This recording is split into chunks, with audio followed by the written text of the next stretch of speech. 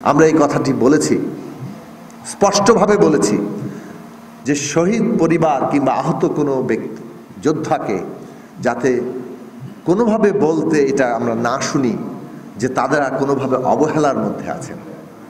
এর চাইতে বিব্রতকর, অস্বস্তিকর আর কিছু হতে পারে না আপনাদের জন্য।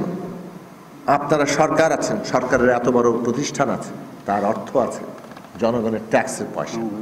সুতরাং একজন শহীদ পরিবারের কোনো কণ্ঠ থেকে কোনো আক্ষেপ আমরা শুনতে চাই না। আমরা কোনো আহত যোদ্ধার কাছ থেকে কোনো আক্ষেপ শুনতে চাই না। আপনারা অবিলম্বে ব্যবস্থা নিন। প্রধান উপদেষ্টা জানিয়েছেন, তার বিশেষ সহকারী মাহফুজ আলম জানিয়েছেন, অন্যান্য উপদেষ্টারা ছিলেন, আদিলুর রহমান খান, হাসান আরিফ, তারা ছিলেন, তারা সকলেই বলেছেন যে ইতিমধ্যেই ফাউন্ডেশন করা হয়েছে, ব্যবস্থা নেওয়া হয়েছে এবং তারা আরও দ্রুত কার্যকরভাবে এই ব্যবস্থাগুলো নেবেন। আমরা আশা করি আপনারা দ্রুততার সাথে ব্যবস্থা গ্রহণ করবেন। বহু শহীদ আছেন যারা ওই পরিবারের একমাত্র উপার্জনকারী ছিলেন,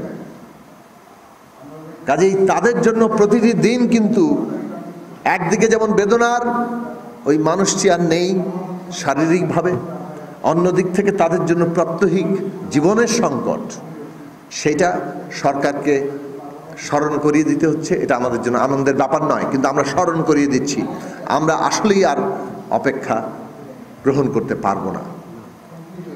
সুতরাং এই ব্যবস্থা করবেন। প্রত্যেকটি পরিবারের দায়িত্ব নিতে হবে। তাদের জন্য জাতীয় সম্মানের মর্যাদার ব্যবস্থা থেকে শুরু করে একেবারে তাদের যে প্রয়োজন জীবনের সর্বক্ষেত্রে তাদের সেই মর্যাদা, ওটা বাসে ট্রেনে চলাচলে যেমন, তেমনি প্রত্যেকটি পরিবার কিভাবে টিকবে, তাদের পরিবারের সদস্যদের সরকারি চাকরি, বেসরকারি চাকরি, তাদের ভাতা, কিংবা যারা আহত হয়েছেন তারা কিভাবে এই দেশে মাথা উঁচু করে বেঁচে থাকতে পারবেন, ওই বীরের মর্যাদা নিয়ে বেঁচে থাকতে পারবেন।